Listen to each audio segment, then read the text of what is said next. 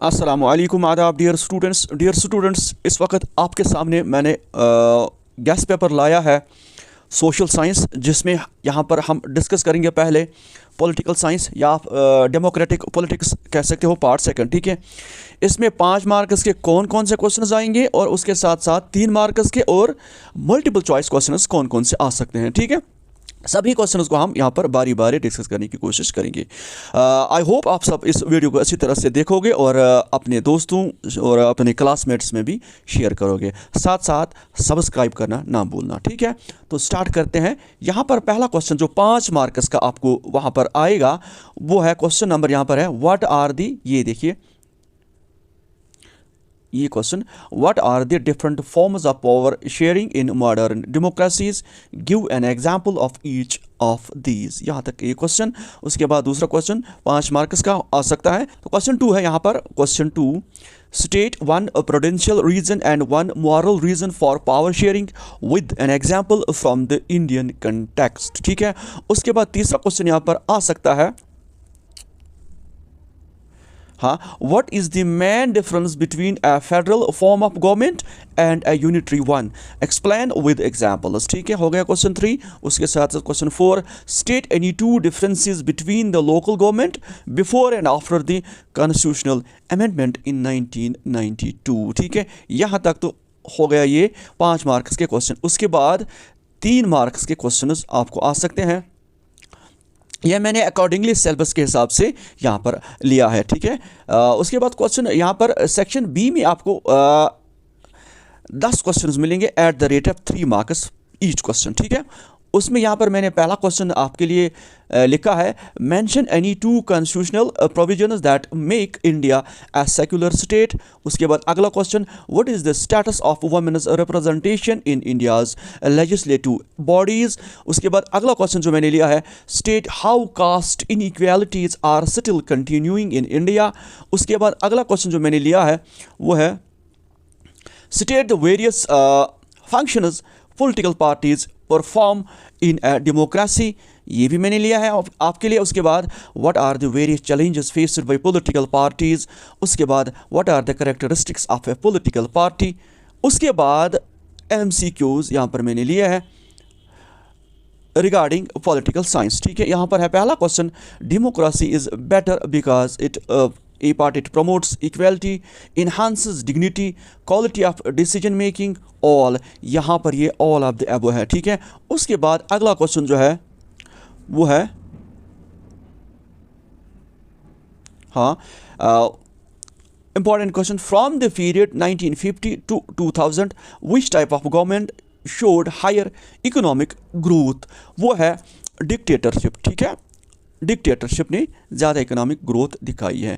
ठीक है, उसके बाद अगला क्वेश्चन यहाँ पर, which among the below countries the share of national income is the least in the hands of top 20% of the population. Answer है हंगरी। ठीक है, उसके बाद इसका और एक क्वेश्चन इसी तरह का, वो इसके बाद है कि highest share of national income top level पर वो किसके पास है, वो कौन सी कंट्री है, वो भी क्वेश्चन आएगा अभी। ठीक है, उसके बाद question 4, which among the following statements are true about the democratic government। Number 1, democratic government is legitimate, democracy may be slow, democracy is people's own government, all of the above, ये all of the above इसका सही answer है। ठीक है, उसके बाद question 5, which of these factors play a role in the economic development? Number 1, cooperation from other countries. Number 2, size of population, economic priorities adopted by the government, D all of the above, ये all of the above। ये सारे question मैंने book से निकाले हैं। ठीक है, book से मैंने ये सारे क्वेश्चन आपके लिए निकाले हैं। ठीक है, उसके बाद अगला question, question number 6, the rate of economic growth for different countries from 1950 to 2000 were highest among. ये मैंने अभी ये क्वेश्चन आपके साथ डिस्कस किया, ये है डिक्टेटरशिप। उसके बाद यहाँ पर, हाँ, यहाँ पर ऑप्शन है, all democratic regimes, poor countries under dictatorship, poor countries under democracy है डी ऑल डिक्टेटोरियल रीजिम्स, इसका सही आंसर यही है, ठीक है। उसके बाद लास्ट यहाँ पर क्वेश्चन नंबर 7 यहाँ पर है स्टेट वेदर ट्रू और false democracy is not just ruled by majority opinion, ये सही है, ये मेजॉरिटी ओपिनियन पर, क्योंकि यहाँ पर करप्शन ज़्यादा हो जाती है, फिर ये ट्रू है। उसके बाद अगला क्वेश्चन है question 8 accountability to the citizens is the most basic outcome of dash dash cracy autocracy democracy socialism, यहाँ पर डेमोक्रेसी इसका सही आंसर है, ठीक है। उसके बाद question number 9 in a democracy a citizen who wants to know if a decision was taken through the correct procedures can find this out. This is the hallmark of transparency, lack of transparency, opacity, ambiguity, ये transparency है, ठीक है। उसके बाद question number 10 state whether true or false in democracies there can be a very high degree of economic inequality, ये भी true है। उसके बाद 11 question democracy is based on the idea of deliberation, negotiation, both A and B, none, यहाँ पर A and B सही है। उसके बाद 12 among the below given countries in which the highest share of percent share of national income is in the hands of top 20% of the population, यहाँ पर ये south Africa है। लीस्ट जब आएगा तब होगा हंगरी, हाईएस्ट जब होगा तब होगा साउथ अफ्रीका, ठीक है। ये सारे आपके बुक में ये क्वेश्चन है, ठीक है। 13 ये question when did Maharaja Hari Singh declare accession to India, इसका आंसर है बी पार्ट।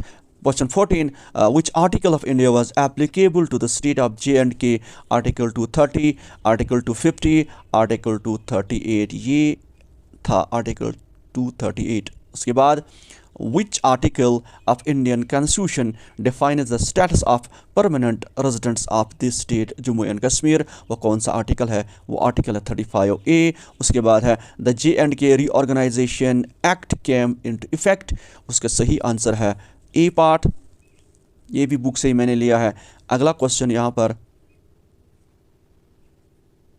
अगला question the UT of J&K is administered through, यह है LG लेफ्टिनेंट गवर्नर, ठीक है। Question 18 how many seats shall the legislative assembly of JKUT have, 107, इसमें 24 जो है पाक ऑक्यूपाइड कश्मीर के लिए उन्होंने रखी है, ठीक है। उसके बाद how many seats shall be reserve for पाक ऑक्यूपाइड जम्मू एंड कश्मीर, वो है 24, ठीक है। ये भी बुक से ही लिया है मैंने। उसके बाद अगला क्वेश्चन यहाँ पर how many women members to the assembly can LG nominate, वो 2 वुमेन LG नॉमिनेट कर सकता है। 21 what is the main outcome of democracy, economic development, social equality, political freedom, इसका सही आंसर है पॉलिटिकल फ्रीडम, ठीक है। उसके बाद अगला क्वेश्चन यहाँ पर identify the correct statement about democracy, it is free from corruption, free from social conflict, it is successful in eradicating poverty, it respects the individual dignity of the citizen, इसका सही answer है D. उसके बाद अगला question यहाँ पर है question 23 which of the following is an essential of a democratic government, concentration of power in a single authority, limited rights and freedom for citizens, peaceful resolution of conflicts, rigid social hierarchy, part C इसका सही answer है।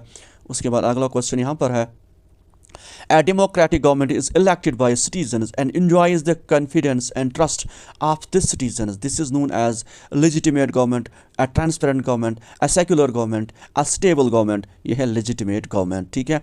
अगला question 25 which among the following are challenges faced by democracy? Number first, foundational challenges of expansion, deepening of democracy, इसका सही answer है all of the above, ठीक है, all of the above।